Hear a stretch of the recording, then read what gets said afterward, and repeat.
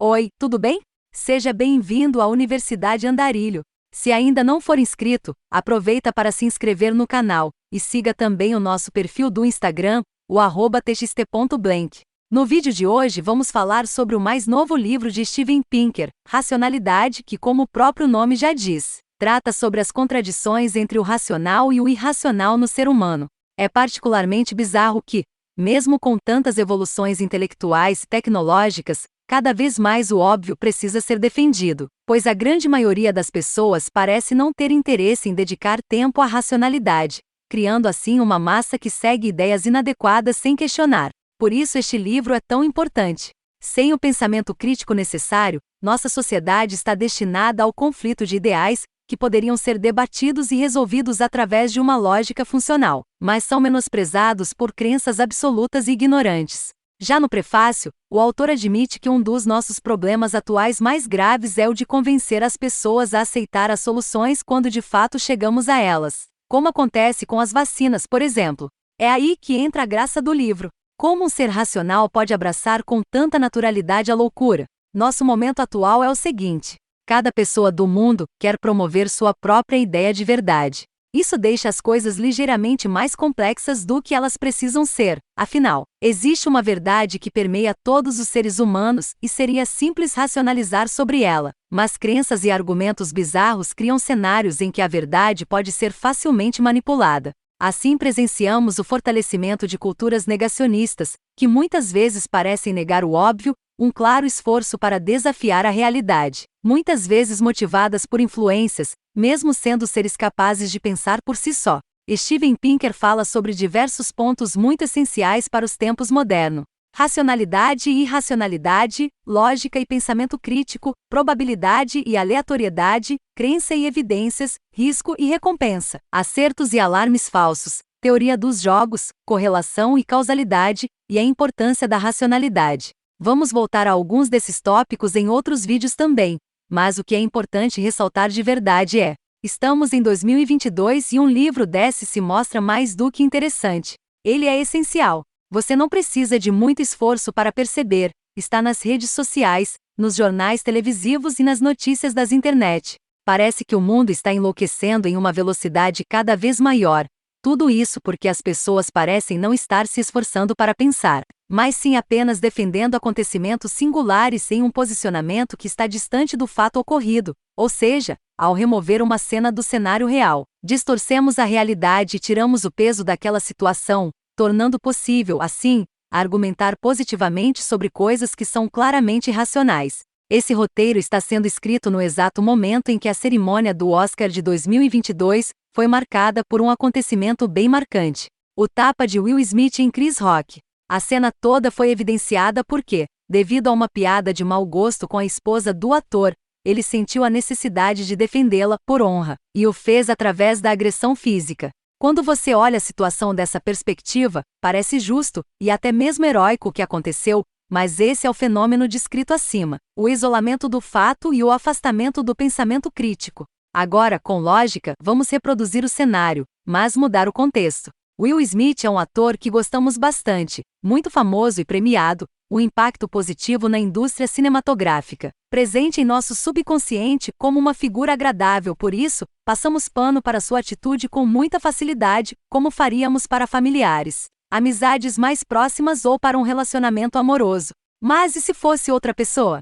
E se o autor da agressão física fosse uma pessoa que você não gosta? Pense no pior exemplo possível para essa situação, e imagine como você se sentiria se você fosse o agredido, e o agressor fosse alguém por quem você tem sentimentos ruins. A situação muda, certo? Isso é lógica. Inverter o processo e trazer a cena para uma situação padrão, sem vieses, sem pensar no intuito de amenizar figuras que gostamos ou evidenciar o negativo de figuras que desprezamos. O que importa não é a pessoa que fez, mas o que foi feito, como isso afeta o todo, o quão absurda é uma agressão física em um cenário que permite o diálogo, independente da piada de péssimo gosto.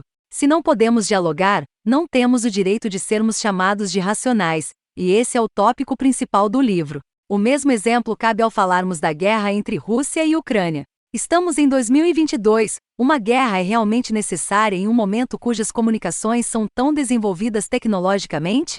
Todos os países podem negociar e ter trocas por conexão, mas um ataque acontece ainda assim. Não faz sentido nenhum estarmos vivendo dias caóticos de tensão global, devido a atitudes que gritam irracionalidade. Para fechar esse vídeo, vamos trazer 3 trechos traduzidos livremente do livro para nossa troca de aprendizados. O primeiro deles é: o desacordo é necessário nas deliberações entre os mortais. Como diz o ditado, quanto mais discordamos, mais chances há de que pelo menos um de nós esteja certo. Discordar é parte crucial das conexões humanas. Nós somos diferentes. Nós somos universos singulares e essa troca é que faz com que o mundo possa ser equilibrado para comportar a realidade de tantas pessoas distintas entre si. Entendendo que existe o desacordo e o desentendimento, podemos abrir diálogo para encontrar pontos de equilíbrio para questões aparentemente sem solução. Muitas vezes, tudo o que precisamos fazer é abrir a mente para ouvir o ponto de vista do outro e argumentar sobre, encontrando assim um caminho central que cria a realidade mais gentil e confortável para ambos os lados. Em um cenário no qual ninguém precisa ser destruído pela crença absoluta do outro. Mais um trecho. Ecoando um famoso argumento do filósofo Karl Popper, a maioria dos cientistas hoje insiste que a linha divisória entre ciência e pseudociência é se os defensores de uma hipótese buscam deliberadamente evidências que possam falsificá-la e aceitam a hipótese apenas se ela sobreviver. Quando falamos sobre pseudociência, orbitamos o negacionismo e os perigos das curas alternativas, por exemplo, entre diversas outras nuances que inundam o assunto. Isso deveria ser simples, mas fica complicado comprovar um argumento científico com o mínimo acesso que a ciência tem para alcançar as pessoas. Se você não é um estudioso ou um entusiasta, provavelmente terá pouquíssimo contato com cientistas e pesquisadores ao longo da sua vida, mas terá contato com incontáveis influenciadores, os quais usam de sua influência para transmitir conhecimentos aleatórios e sem embasamento real, como certas vertentes holísticas, terapias quânticas e, abrindo muitas aspas, manipulação de DNA para a cocriação de coisas que não fazem o menor sentido. Esses influenciadores têm muito mais voz do que os cientistas, infelizmente, pois estão mais relacionados ao coletivo do mundo, alcançando as ideias de milhões de pessoas enquanto as pesquisas mais relevantes são transmitidas uma única vez no jornal e então esquecidas pelas pessoas. E por último, mas não menos importante, o psicólogo Walter Mischel capturou o conflito em uma escolha agonizante que deu a crianças de 4 anos em um famoso experimento de 1972. Um marshmallow agora ou 2 marshmallows em 15 minutos. A vida é uma série interminável de testes de marshmallow, dilemas que nos forçam a escolher entre uma pequena recompensa mais cedo e uma grande recompensa mais tarde. Quando falamos de conflito, geralmente estamos falando sobre essa ideia de recompensas, mesmo que sejam exclusivamente para o ego. Vencer uma discussão naquele momento, ainda que você não tenha qualquer argumento válido, pode parecer muito relevante, mas basta um mínimo de pensamento crítico para entender que a verdade traria uma recompensa maior posteriormente. Se formos levados pela irracionalidade, sempre vamos escolher um marshmallow agora e não os 2 depois. Vamos preferir ganhar a discussão mesmo errados. Vamos preferir defender argumentos velhos, que não fazem sentido. Vamos preferir evitar o diálogo por ignorância e medo de ver sua realidade ser modificada para sempre. O preço disso é a perda das recompensas posteriores.